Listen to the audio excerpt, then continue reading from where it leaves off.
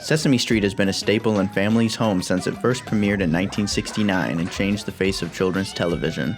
When the 90s came along, the show was still going strong, and a survey found that 95% of all American preschoolers had watched the show by the time they were 3 years old. You could ask kids and adults of any age how to get to Sesame Street, but for 9 short years, the answer was at your local mall.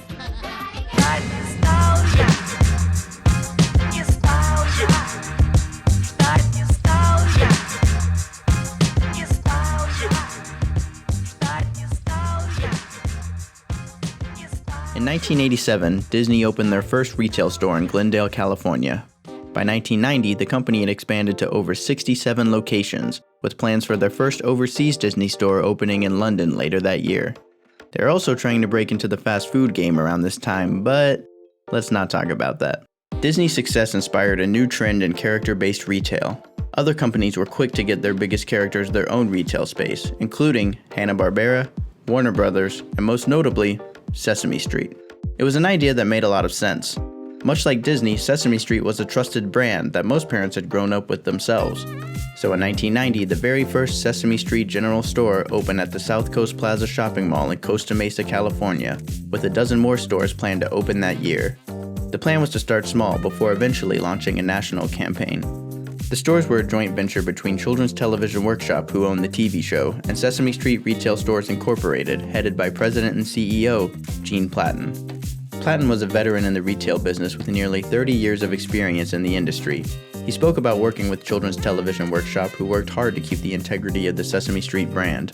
Platten said, "They approve every item that comes in the store, every advertisement we do, every promotion we do. I cannot get up in the morning without them approving it." A direct line to CTW, veteran leadership, and a fan base that spanned decades. By all accounts, there was good reason to be optimistic. Retail analyst Sarah Stacks said this, "I think the Sesame Street concept will be a blockbuster. The Sesame Street characters are easily as well known as the Disney characters. And I believe that the Sesame Street stores could outperform the Disney stores, which are already doing pretty well." Another analyst wasn't so positive. Paul Salazar commented on the slowing economy and said, "It's not really a great environment to start up a chain of retail stores." He may have had a point, but in 1991, Platten stated that he already had a contract with CTW to open 300 stores by 2002. Sure enough, by 1996, dozens of stores had opened across the country, from California to our own backyard in Atlanta, Georgia. The majority of the storefronts featured a replica of Mr. Hooper's General Store from the TV show.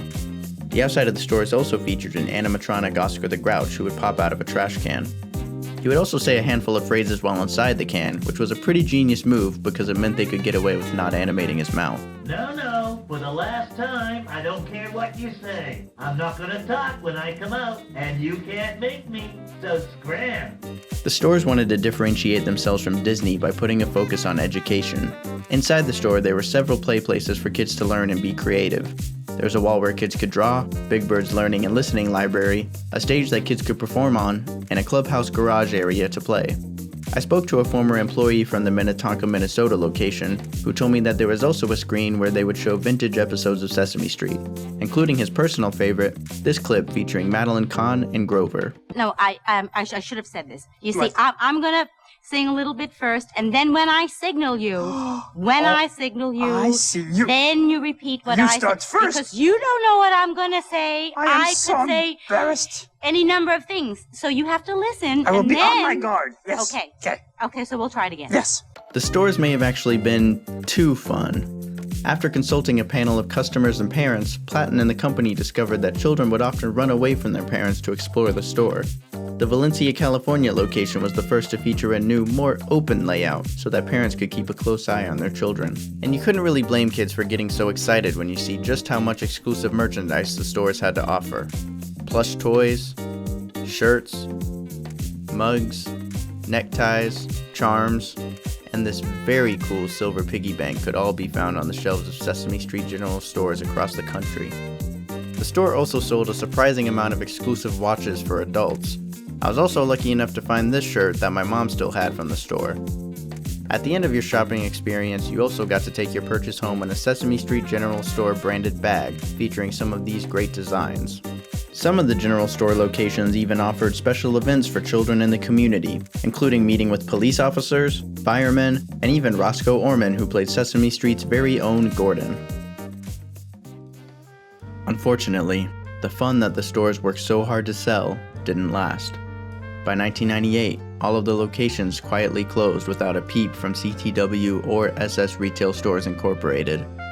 Today, all that remains of the stores can mostly be found on the occasional eBay auction. A dedicated Sesame Street fan was able to find an original sign from one store, and a few of the Oscar the Grouch animatronics are still floating around between private collectors, an FAO Schwartz store in Las Vegas, and a Dutch Sesame Street exhibit. The Sesame Street General Stores went the way of many of the other character-based retail stores that came about in the late 80s and early 90s. Today, Disney is the last bastion of the very trend that they started back in 1986. Sesame Street is still going strong today and entertaining a new generation, but the Sesame Street General Stores will remain a relic of the 1990s and a fond memory for those who were lucky enough to experience it.